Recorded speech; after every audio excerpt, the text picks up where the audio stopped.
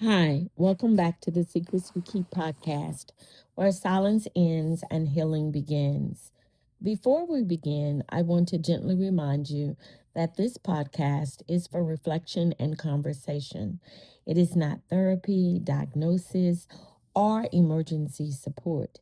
If you are in immediate danger or need urgent help, please contact emergency services, a crisis line, or a trusted local resource. Today's episode discusses emotional abuse, manipulation, verbal degradation, loss of identity, fear, shame, and the moment denial begins to break. Please take care of yourself while listening. Pause if you need to, step away if you need to, come back when you're ready. When you start seeing clearly, I think one of the hardest moments in healing is when denial finally cracks open and you stop negotiating with the truth.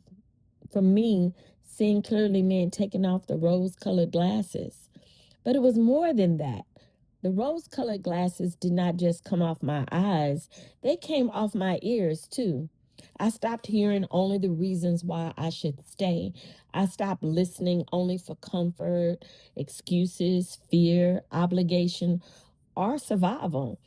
And once I started hearing clearly, the truth rose to the surface like dead fish in a neglected tank. At some point, the water becomes too toxic to pretend everything is still alive. That was my marriage.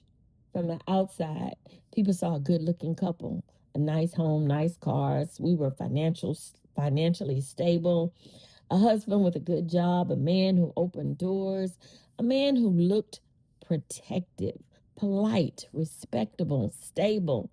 The world saw presentation, but I lived the reality because behind closed doors, I saw the bully, the volatile man, the abuser, the predator. I could no longer deny the cracks in the facade I had been ignoring for a very long time. He was volatile, he was mentally abusive, he was an adulterer, he was as close to a narcissistic sociopath as I had ever encountered. There was no real remorse. If he apologized, it was usually because he wanted something. He could curse me out, belittle me, demean me, strip pieces off my spirit with his words, and still expect intimacy at the end of that same sentence of cruelty. Huh. That is not love. That is domination. That is control. That is emotional sickness. I knew the man who could reduce another human being with words so degrading they stayed inside your spirit long after the argument ended. Words meant to dehumanize, words meant to shrink you, words meant to strip away your worth little by little. Snake bitch. How low can you go? And the deeper pain was not just hearing those words, it was slowly beginning to believe them. Somewhere along the way, I stopped standing upright emotionally. I stopped believing my voice deserved space. I stopped believing my thoughts carried weight. I stopped believing I was equal. Little by little, I became smaller inside my own life. I wasn't a partner, not an equal, not someone allowed to fully exist freely. Emotionally, I had learned to crawl, or worse, to slither. That is what emotional abuse can do.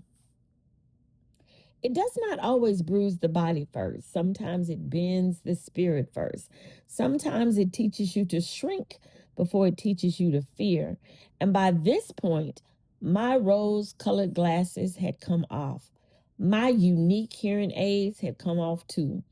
I was no longer filtering reality through survival. And the truth, it kept rising like smoke through the cracks of a burning house. I could no longer pretend something was not on fire. Truth was rising loudly now, telling me, you're not safe. You are shrinking. You disappearing. And you need to leave. And at some point, the truth becomes impossible to unhear. The question is no longer whether truth is speaking. The question becomes whether you are finally ready to listen. For a long time, I buried my head in the sand like an ostrich because I did not want to fail. But the painful truth was, I already had. Not because my marriage was ending, but because I had ignored myself long before that. God had shown me signs. The red flags were there, waving over and over again. But I wanted love. I wanted approval. I wanted to be chosen. I wanted to please people. I wanted that imaginary successful marriage more than I wanted to confront the truth standing in front of me. You know, God gave me free will, and I used it, and I paid the price for ignoring what my spirit already knew. Meanwhile, people on the outside were admiring the presentation, the gated community, the nice house, the motorcycles, the vintage cars, the financial stability. But inside that house lived fear, lived neglect, lived shame, sadness, instability, emotional cruelty. The world saw comfort. I lived survival. And little by little, I was disappearing inside it. I'd always been small physically, but stress and emotional instability had reduced me even more. I actually became pretty puny, exhausted, drained. Every insult was shrinking me further. Every accusation was dehumanizing me further. Every cruel word was succeeding in making me feel smaller and smaller inside my own life and my voice. My voice was fading until survival finally spoke louder than denial. And you know, when survival finally spoke to me, it did not sound emotional anymore. It sounded strategic. You have to go. You have to protect your child. You have to protect yourself. You cannot afford to stay blind. You cannot afford to stay soft in a dangerous place. And something changed inside me. It was a shift. I no longer wanted to help him.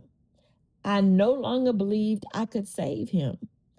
I no longer believed loving him harder would heal what was broken inside him. I just wanted freedom because I finally saw my future with him clearly. That future was cold, dark, heavy, damp. It was like living in an abyss somewhere between existing and dying, not fully alive, not fully gone, just trapped in emotional purgatory. And I knew God did not create me to have a life like that. He didn't want me to live that way. I was meant to live, to smile, to raise my daughter in peace, to hear her laughter without fear attached to it, to see her grow up, to see her get married one day, to hold my grandchildren someday, to experience joy without emotional punishment attached to it. Slowly, slowly, I began reclaiming myself. I reclaimed my voice. I reclaimed my strength. I reclaimed every boundary I had abandoned. I reclaimed every decibel of my voice that had been silenced. And even though I did not fully know what my future would look like without him, I still chose it because faith finally became louder than fear. And I understood something clearly for the very first time. Whatever waited for me outside that marriage had to be better than dying slowly inside it. And for the first time in a long time, I was willing to take the chance. I was willing to leave, willing to walk into uncertainty, willing to rebuild, willing to trust God more than my fear. Because even though I didn't know exactly what was waiting for me ahead, I finally understood clearly what was behind me. And what was behind me was destroying me. I remember returning home to my state, to my city, and I was so overwhelmed with relief and gratitude that I literally kissed the ground beneath me. Not because I suddenly had all the answers, not because life instantly became easy, but because I felt that I was free. Free from waking up every day feeling emotionally unsafe. Free from shrinking myself to survive someone else's darkness. Free from living half alive. And even though I did not fully know what my future would become, I knew this was everything inside me. What was ahead of me could not possibly be worse than what I had finally escaped. There is so much more to my story. I mean, so much more.